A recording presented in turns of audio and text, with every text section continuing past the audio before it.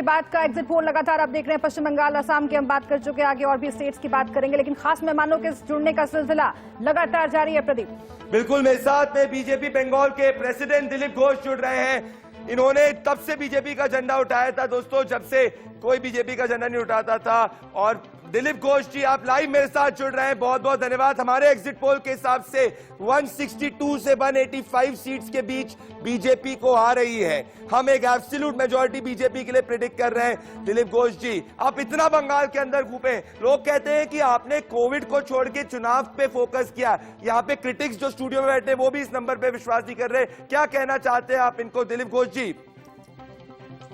देखिए, 160 तो एक पास मार्क दिया आपने, हम तो फर्स्ट क्लास चाहते हैं। हमारे नेता ने 200 का टारगेट हमको दिया है और हम 200 ही पहुंचेंगे, क्योंकि लोकसभा चुनाव के समय भी आप देखिए, हमने 21 टारगेट किया था, 18 पहुंचे थे, जो कोई उम्मीद नहीं किया था। और उस समय भी किसी चैनल में हमको 10-12 से ज्यादा नहीं दिया था। इसलिए हमारी जो काम है, हमने पिछले 2 साल से काफी मेहनत किया। लोकसभा में 121 में हम लोग आगे थे और उसको 200 पहुंचाने के लिए उसी दिशा में चुनाव भी ठीक ठाक हुआ। जो हमारे लिए टफ इलाका था, विशेष करके 3rd फेज और 7th और 8th फेज में बहुत अच्छा चुनाव रहा हमारे लिए।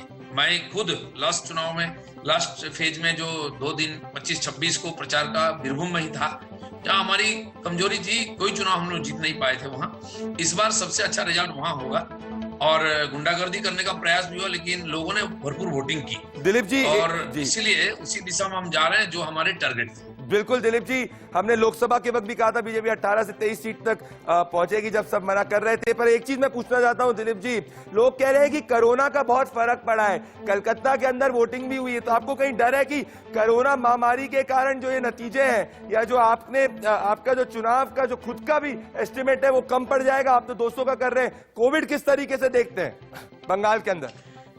नहीं, देखिए, बंगाल में राजनीति और चुनाव एक बहुत बड़ा फेस्टिवल जैसा है, लेकिन इसको अंतिम समय में जो पार्टियां हार रही है, उनके नेता लोगों को कोरोना के माध्यम से डराने का प्रयास किया, कोरोना को टारगेट किया। जिन्होंने चुनाव कमीशन और सेंट्रल फोर्स को टारगेट बनाया था, उससे कोई फायदा नहीं हो। बाद में कोरोना को टारगेट लगा करके शहरी लोगों को डराने का प्रयास किया।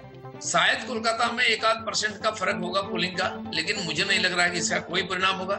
जैसा एकदम फर्स्ट फेज 27 मार्च से शुरू हुआ था जंगल महल से, अंतिम फेज तक, और ये जो आज हुआ बीरभूम तक, वही दिशा उसी गति में हम लोगों ने आगे बढ़ा और लोगों ने भी भरपूर वोटिंग की।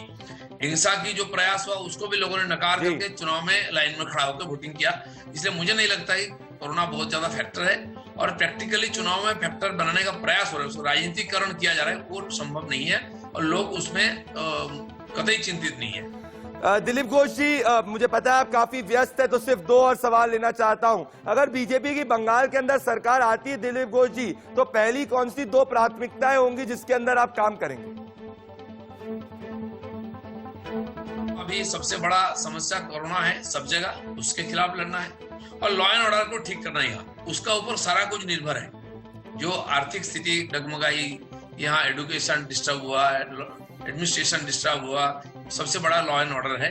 और लोगों की लाखों लोग बंगाल छोड़कर दूसरी जगह काम ढूंढने जा रहे हैं, उनको यहाँ काम मिले, चाहे नौकरी चाकरी हो चाहे व्यवसाय हो, उसकी अनुकूल परिस्थिति निर्माण करने के लिए हमको पूरा समय लगाना पड़ेगा। बिल्कुल दिलीप घोष जी, मेरा आखिरी सवाल, क्या आप अपने आप को बड़े रोल में बंगाल में देखते? लोग बोल रहे हैं कि क्या दिलीप घोष अगले चीफ मिनिस्टर होंगे, बीजेपी की बंगाल में सरकार आएगी? आखिरी सवाल दिलीप जी, 5-10 सेकंड।